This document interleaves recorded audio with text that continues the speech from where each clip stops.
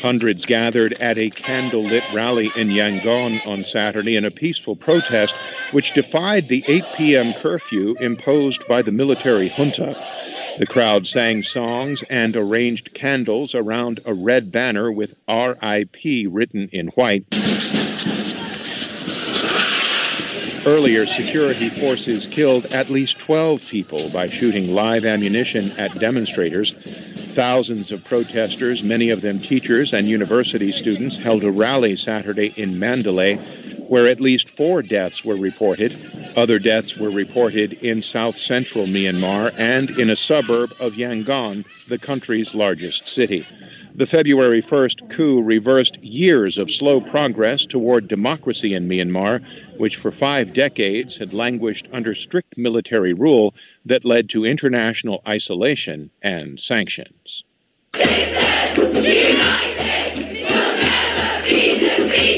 Several people were detained on Saturday night during a vigil for a woman murdered in London in a case that has caused widespread outrage in Britain about women's safety. As night fell on Saturday, around 1,000 people, mostly women, gathered at the site in South London to pay their respects and to protest at the lack of security they felt when out alone, with some chanting, "Shame on you" at police as they made arrests. The disappearance of Sarah Everard as she walked home on the evening of March 3rd has triggered a wave of accounts from women about the dangers they have felt and experienced when walking streets alone at night. A Metropolitan Police officer, Wayne Couzens, has been charged with her kidnap and murder. He had a court appearance in London on Saturday. The conservative interim president who led Bolivia for a year was arrested Saturday as officials of the restored leftist government pursue those involved in the 2019 ouster of socialist leader Evo Morales. Janine Áñez was detained in the early morning in her hometown of Trinidad and was flown to the capital La Paz, where she appeared before a prosecutor. After her appearance, she told reporters this is an abuse. There was no coup d'etat, but a constitutional succession when she took over. The arrest of Áñez and warrants against numerous other former officials further worsen political tensions in the South American country, already torn by a cascade of perceived wrongs suffered by both sides. Russian police detained around 200 people Saturday at a conference of independent municipal deputies in Moscow, accusing participants of violating the law by attending a pro-democracy forum with ties to an organization the government has labeled undesirable. The Forum of Independent Deputies, organized by a group called United Democrats, brought together municipal officials and prospective candidates from across the country to discuss strategies for Russia's fall election season. Authorities said the event was sponsored by Open Russia, an organization they labeled undesirable in 2017 for its financial ties to the exiled Russian businessman Mikhail Khodorkovsky. A law claims to target foreign NGOs whose activities threaten the foundations of Russia's constitutional system, defense, or national security. Officials in Afghanistan said Saturday a car bombing, a roadside blast, and insurgent raids had killed at least 22 people, including security forces and civilians. Afghan Interior Ministry spokesman Tariq Aryan said Saturday the car bomb blast targeted a police base in the province of Herat, which borders Iran. No one immediately claimed responsibility for the attack. A Taliban spokesman said that it had nothing to do with the bombing, but Afghanistan's President Ashraf Ghani blamed the Taliban. Separately, a roadside bomb went off Saturday morning in Tarinkot, the capital of southern Uruzgan province, killing 3 civilians and injuring 4 others. Meanwhile, Taliban insurgents carried out pre-dawn raids in northern Kunduz and Balkh provinces, killing 11 Afghan National Army soldiers and injuring 6 others.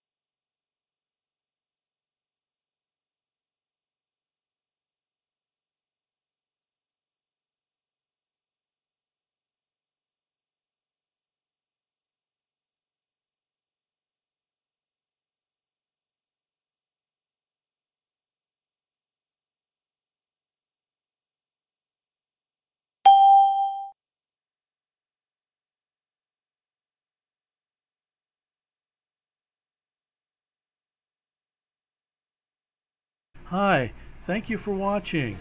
I hope the videos are useful for you. Please subscribe to my channel using the button below.